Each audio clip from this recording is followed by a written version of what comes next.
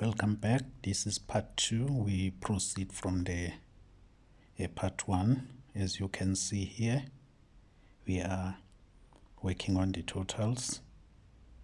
That is on our extreme right. Now we are highlighting just to make it look a little bit nice. This was not part really of our training. It's just to make it nice. This color doesn't make it look so nice. So we'll undo it, then put the color that is the same as that one that is already done in column D for January,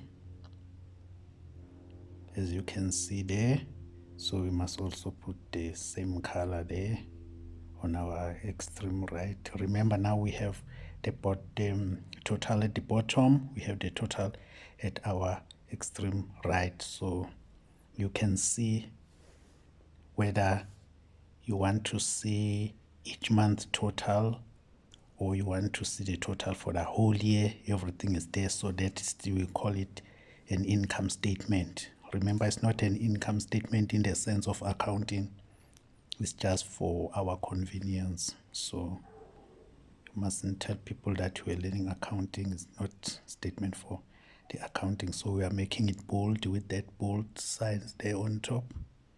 Now we will put another part for expenses, because now we need to deduct the costs of expenses from the cost of our income statements. So in order to save time, we will need to do things intelligibly by copying the first rows there, because we still need that row here on expenses as well. So then we paste it there, as you can see here. So bold, can you see there's bold? If you don't know where we got bold, while it's still highlighted, you press to the, you click on the bold there, then it's bold. So we change the label of income. We should either put items, because we list the items that we are going to pay there. So remember, this is just a demonstration. You can do it in your own way. It's not cast in stones, so you have a leeway. Then now we are putting our budget. In other words, the money that we want to spend. We want to spend this much for the grocery, for the transport, so that we'll be able to compare that sum with the actual spending from January moving forward. So as you can see there, that is the money. So we need to highlight it and give it the color, so that when you spend in January on the grocery, you will have a yardstick there under the budget that you shouldn't exceed that.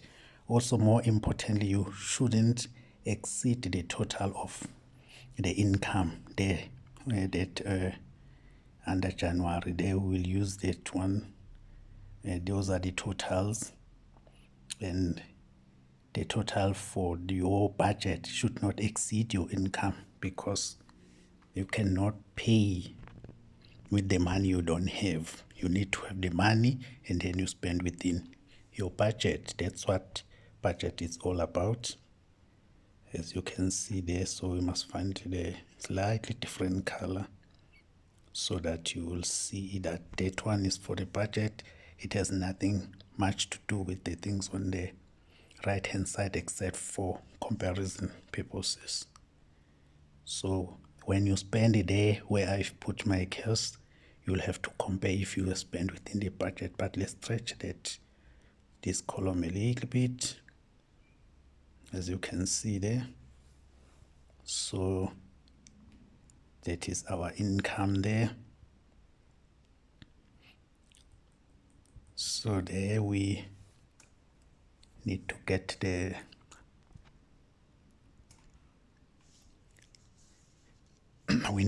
total also on the extreme left, and put the borders. As you can see there, there are the borders. If you want to make your table look a little bit nicer, there are the borders. We do the same thing also here. just for convenience sake, this has nothing much to do with this presentation. But anyway, is a skill that perhaps you may like to have. Remember, when you prepare also to do the total to add, you must leave one cells or one row of cells or column after you've highlighted your figures where your total will be located. So now we put the figures there, like as you can see there. For January we spent 4,500. Obviously we exceeded the budget because the budget should be 4,000. So there again on transport we saved. So yeah, you can just tailor make this according to your own situation. It's not the hard and fast facts that you have to do it in this way. We've got the total for January now. Let's see, when you make comparison, that is what you should do every month and see. Even when you do it for February, March, April, up until December, same procedure. Compare with the budget at your extreme left. So we must get the total now. How much was spent? It's 10,600. It's less than 10,700 there on top on our income statement. So we didn't actually exceed. Also, we didn't exceed our budget, but we did exceed per certain individual items, like on the groceries. So now we must put another total there that is going to indicate whether we overspend or we spend within the budget. So we'll eventually have 3 horizontal totals. One for the income, the other one for the expenses, and the last one for the comparisons. As you can see there. So now we need something that will tell us there at the bottom whether we are or we were within the budget.